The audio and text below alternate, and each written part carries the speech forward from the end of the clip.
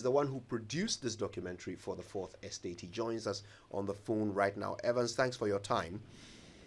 I think the first question that everybody has on their minds is, these two hospitals where the Quack Midwife was employed, where are they? Give us the names and the locations of these two hospitals. The first facility is the New Generation Medical Center, and the other is the Adams Facility Specialist Clinic. They are all located at South Odoko, near Dansoman, here in Accra. So the first one is New Generation Medical Center in South Odoko. Okay. Yes. And the other one is?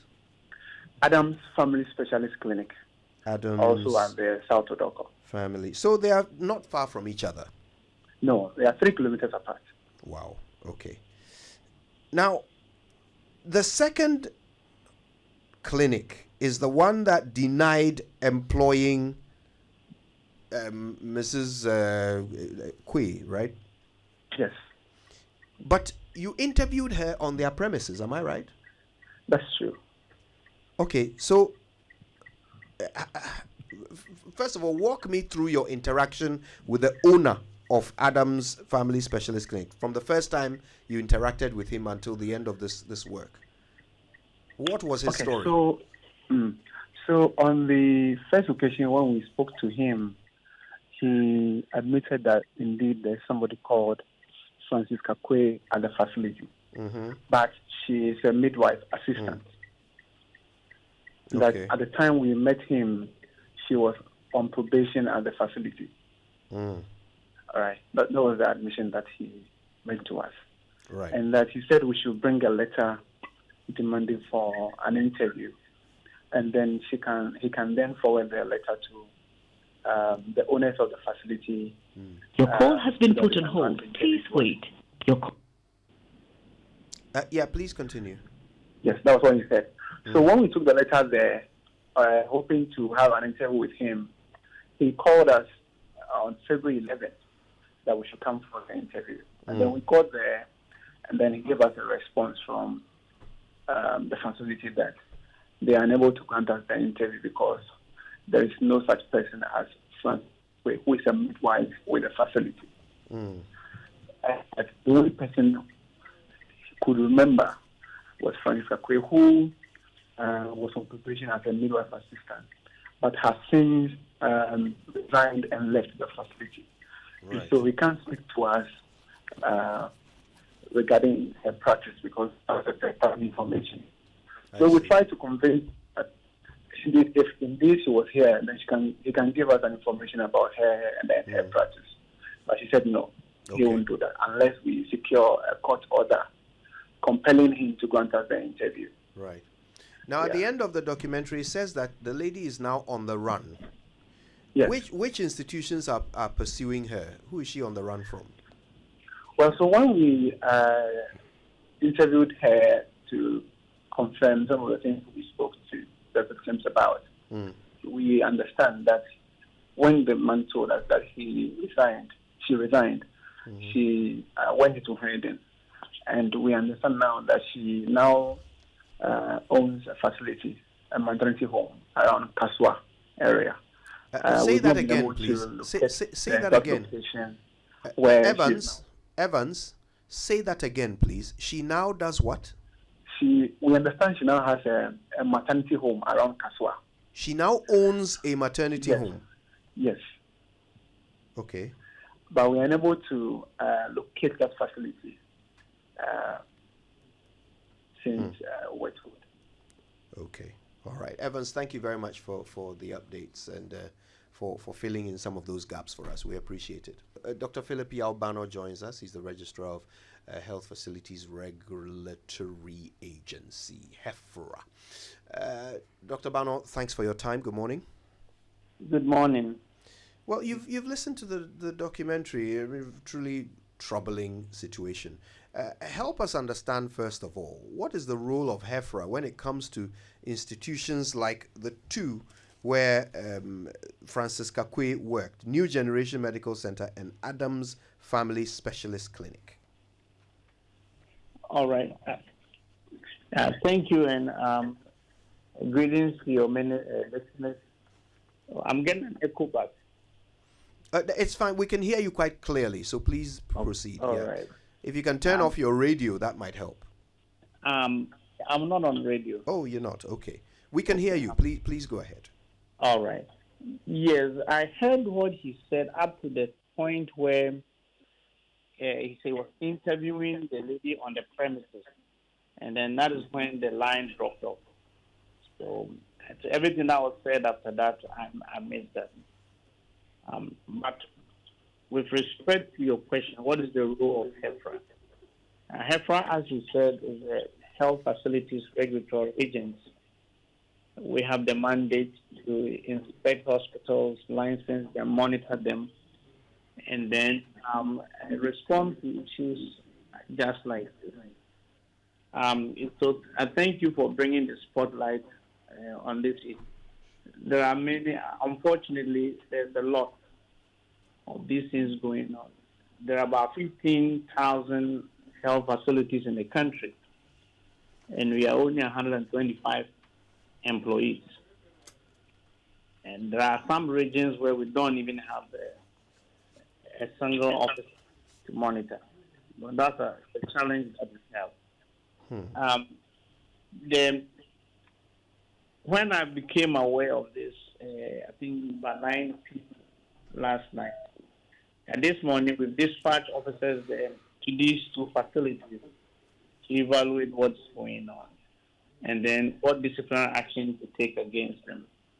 The responsibility lies with the ownership or the management of the facility. Everyone that you have to make sure that the person is qualified, especially when we are dealing with technical people.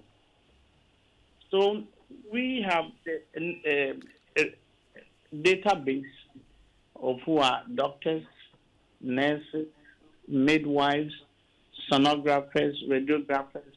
You can name any specialty or training.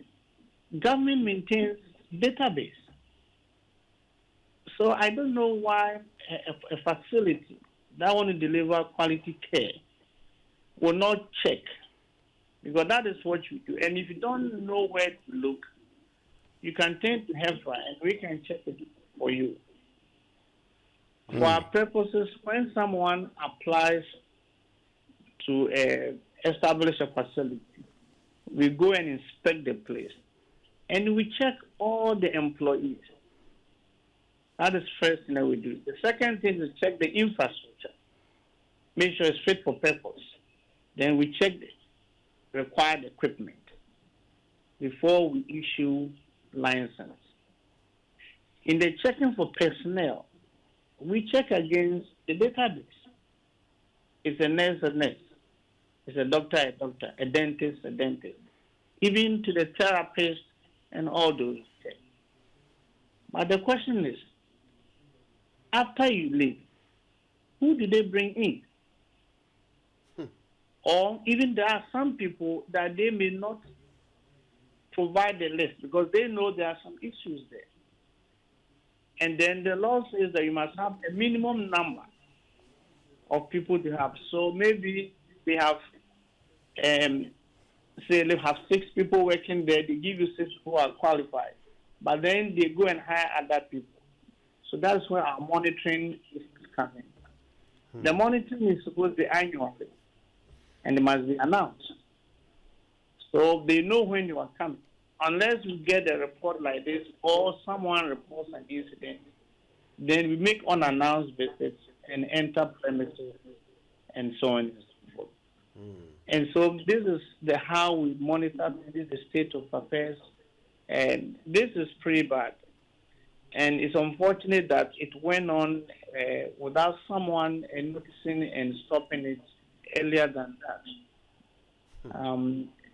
But once we are involved, we will make the necessary referrals, and then we will discipline both ownership and management of the facility. Now, Dr. Bannor, if you look at your act, and you've been talking about it, your act also says you should regularly assess health facilities for certification and accreditation. In that same act, it talks about regulating and monitoring activities to determine the adequacy and standard of health care being provided. So Yes. must you necessarily announce all the time, bearing in mind that some of these persons could be hiding unqualified persons? And as you agree, if you have reports, you do unannounced. So why not make it unannounced regularly to be able to get this? The policy of routine is we're going for routine monitoring. You must inform them. But when you have a report or a tip that something is wrong, then you can enter the facility unannounced. Right. There are some facilities that will also put a resistance. So I think that there's a need to beef up the law a bit, where you cannot deny entry to health HeFRA officers when they come in unannounced. So currently, an institution can deny HeFRA entry. And the institution can, unless we have a tip or something that we are investigating. So there's a complaint. Right. This file. Then we can come in unannounced. Interesting. And then we are limited to what we can photocopy, materials that we can take, and so on and so forth. So you explained earlier that every healthcare institution must be registered and licensed by HeFRA. So, Yes. and you've sent officers to New Generation and Adams institutions this morning. So Yes, obviously you must have checked your records first. Are these two institutions registered with HeFRA? Yes, yes, and they licensed? are registered. And that woman was not listed. Interesting. Was not listed. See, that is the funny thing. They know there must be an issue. So she's not listed as an employee on the application. So in such a case where there is obvious, indications of wrongdoing and complicity by the owners because they left her name out. Yes. What happens? What's the procedure for sanction? What can HeFRA do to such an institution? Absolutely. We have a wide range of sanctions, if approved by the board, including referral to even the Attorney General's office for prosecution. And that's what I've been saying. HeFRA is an agency. I wish we were an authority or a commission. Then you have more power to exercise some of these authorities. But as it is, the board will have to approve. And then if they think that it borders on criminality, then they authorize referral to the Attorney General's office. But the sanctions line is revocation of license. They can be fined. And then individual professional bodies. So, she's not even a midwife, so you can't refer to midwifery council. So, but the owner or the practitioner in charge, if it's doctors, you can refer them to medical and dental council for professional discipline at that level. This individual, since she's not really a midwife, then the only thing is referred to the police. So is it a crime to impersonate a midwife? Yes, it's a crime to impersonate as a health professional. Right. Now, earlier I was asking whether it's an indication of wrongdoing if they didn't add her name to the list they sent to you. But institutions don't have to send you the name of everyone who works there, do they? No. That's the thing. It is minimum number required. So that is based on bed capacity. So let me get this straight. Yeah, Dr. Bannor, let me get this straight. Currently, under our laws, someone can set up a healthcare institution. Right. They can employ people who are not qualified. They're not supposed to. But they can. I'm saying what can be done. They can employ people who are not qualified. They can prevent the regulator, that's you, from entering their premises. And even after things have gone wrong, you would have to do an investigation before you can determine whether they need to be shut down or not. But currently, as we speak, there could be institutions across the country, 15,000 institutions. There could be any number of them employing unqualified people as healthcare professionals. That is the fact, is it? Unfortunately, if people want to do the wrong thing, whatever measures you put in place, they can find a way around it. But the measures we have are sufficient for people who want to do the right and they want to follow. If someone would deliberately hire someone who is not the nurse, the person knows he's doing the wrong thing. But Dr. Bannor, you say the measures are sufficient, but you admit that you have only 125 employees in total. Right. In for terms 15,000. So the measures cannot be sufficient, we can don't they? even have a single employee. You've talked about a deficiency in manpower. You've talked about a deficiency in the laws. Yes. So how can you say that the measures are sufficient? Manpower is not because of the law. Manpower is logistics to hire. But in terms of policy, when you apply, you the proprietor or the owner, these rules are explained to you. You cannot hire someone to be a nurse if the person is not a nurse. You know that. A midwife, you know that. Then, besides the proprietor ownership, we require a technical person to be the provider in charge. So if it is a maternity home, it's a midwife. If it's a health center, it's a physician assistant. If it's a clinic, it's a doctor. Are you with me? And as a professional, we hold you accountable that it is your duty to make sure that even if management hires someone that is not technically competent, technically sound, to perform any technical work, report to us. That is why we issue license in the name of the technical person. So you cannot get a license for a clinic, no matter how much money or how nice the place is, if there isn't a doctor or a dentist. Because we hold him or her to that technical standard. Great. Now, these monitoring and visits to the facilities that you talked about earlier, which you say ought to be announced, bearing in mind that you have issues with logistics and challenges, who funds these, monitoring visits? Unfortunately, it's the facility itself. So they have to pay for us to come. Oh, the hospital you're going to has to pay you before you come? Yes, they have to pay money, fees, and we use their fees to do the monitoring. So if they don't pay you, you don't go there? That is the difficulty. It's one of the difficulties we have. And if you go there, it means they paid you to be there. So how can you be objective in doing your job?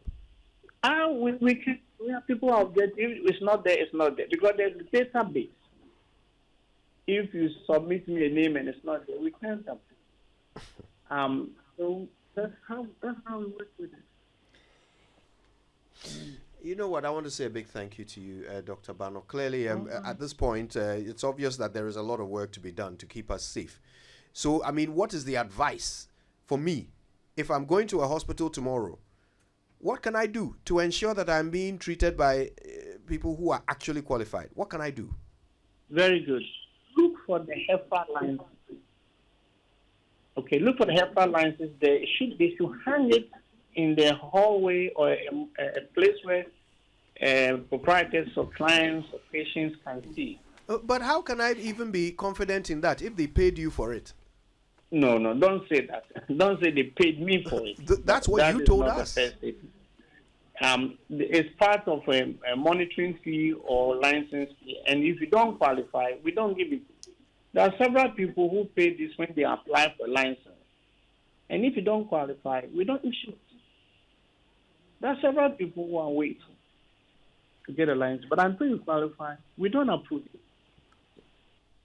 And so it's not fair to say they paid for it. That's a bit of an overstatement.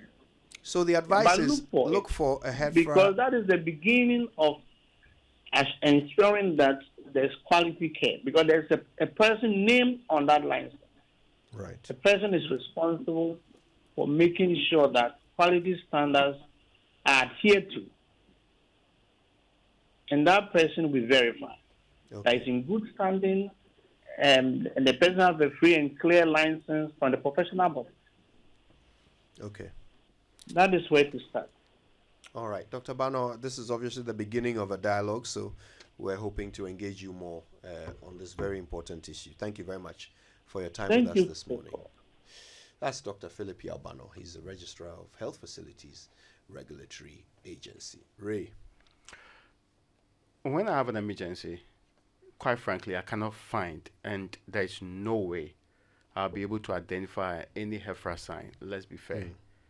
If you've been in a serious condition before, you're struggling to breathe, you're struggling, and they are looking for the nearest health facility for you, your competence may not be. You only trust institutions you are used to. And there are times that those institutions don't have beds. So the ones available, the one closest to you, may be where you will go to. The expectation is that when you walk into any of these institutions, everybody from the person you meet at the entrance is qualified and capable. And you see, merely being qualified doesn't mean that they'll not make mistakes or they'll actually not be negligent. So that's a different thing altogether. But the bare minimum is that everybody who says they work in that institution ought to be qualified to do so. Yeah. Again, all I'm hearing here is that, oh, we are supposed to do a very wonderful work, but we are incapable of doing because we are understaffed, and all the other things that plagues basically all our regulatory institutions in the country is being repeated here. It's almost like the structure is not fit for purpose. Ask yourself today, how many of these kind of women are out there in various hospitals, institutions, the one you trust, the one you don't know about, the one which is supposed to be actually giving you details, because she could be working there without her name being of the official role given to HeFRA. And so many of these other staffs are put on board because the hospitals don't want to either pay enough for the right people to be there, or they cannot pay them. Somebody ought to be looking out for the ordinary person in these circumstances. Yeah. I want to leave you with this thought as we take a break. HeFRA says when you go to an institution, you want to be sure that you are being dealt with by professionals. Look out for the HeFRA certificate hanging on the wall. Let me remind you that these two institutions where Francis Kakwe worked have HeFRA certificates hanging on their wall.